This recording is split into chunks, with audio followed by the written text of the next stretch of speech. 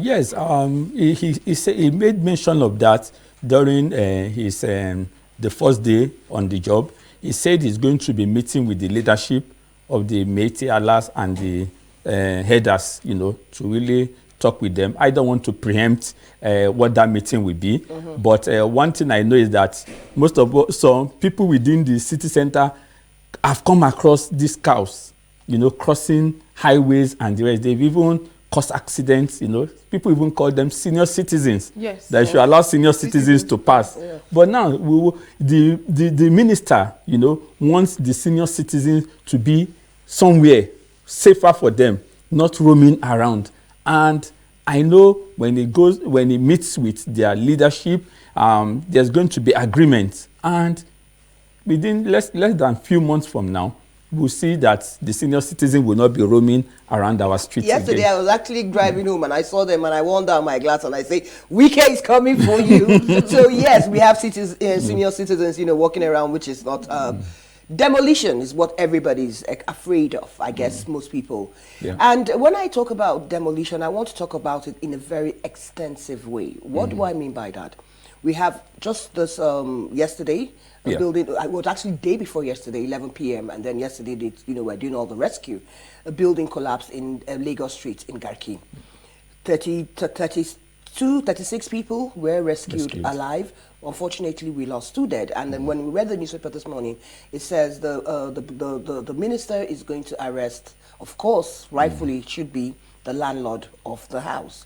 We've had issues too of houses built in illegal places, along water channels, along waterways, obstructing the water flow. A very good example is Lugbe Trademore Estate. We saw what happened a few months ago when it comes to flooding because the water channel is blocked. Now, do you also see him getting involved beyond the outsiders, the landlord, the developers, and then the inside racketing that is perceived goes on within his ministry? To say that you get people that give approvals under the cover, and then tomorrow you say, no, we didn't give approval, we gave approval, someone is building, someone is not building. So do we expect a holistic approach to all these illegal buildings, and not just the end users, but insiders that are also part of the problem? Yes, we're in an era of the use of social media. And one of the negative factors that the social media have brought into play is the aspect of aspect of misinformation and fake news. Now, let me start with this. When the minister talked about clamping down of illegal structures and demolition, before within less than 2 hours, we started seeing things on social media that the minister says is going to demolish 6,000 houses. I saw that too. And also somebody even sent me list of 30 settlements within Abuja. I saw that too. And I kept telling people the minister never said this. What the minister was emphatic about is that all illegal structures we have to give way. Now, what do we mean by illegal structure? Let's go back to the incident of the collapsed building at Gariki. When it happened around to 12 midnight, some of us have been up since then trying to ensure that rescue operation is carried out. We realize that structure do not have even any approval, because there is a process in you building a house in the FCT. Okay. You must go through the development control to get building plan approval. And when you apply to the development control, they have other relevant departments within the FCT that they will forward your application to, for them to have to get their own input before finally they approve it. But that building that collapsed never had any approval. And most people still do not understand when you talk about illegal structures. Illegal structures means that structure has no approval from the development control. Some people will tell you, oh, but we've been staying here for so and so long a time. That does not give you approval. Once you don't have your approval, you don't have your approval. I would not want to go into the aspect of Trademore, It's a matter in court, yes. It's a matter in court. But what the minister categorically talked about is that every illegal structures. Can you imagine somebody building on a road corridor or waterways, and they'll tell you, we acquired this from Mr. A or from Mr. B or from Chief A or from Chief B. Then when the government wants to do the right thing, there's this general sentiment that, oh, the government is not feeling the pulse of the masses. Whereas if a building collapses or something happens, who will they still blame? The same government that wants to do the right thing. And that is why we love the coming of the new minister. He has the political power. He has done it before. All what he's trying to do is to ensure that urban development is carried out in the right paths.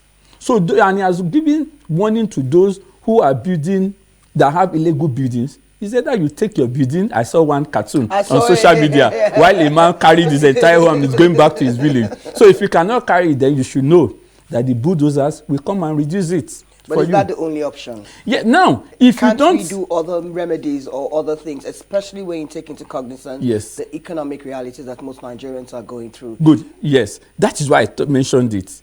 We want just the general adage that says everybody wants to go to heaven, but nobody wants to die.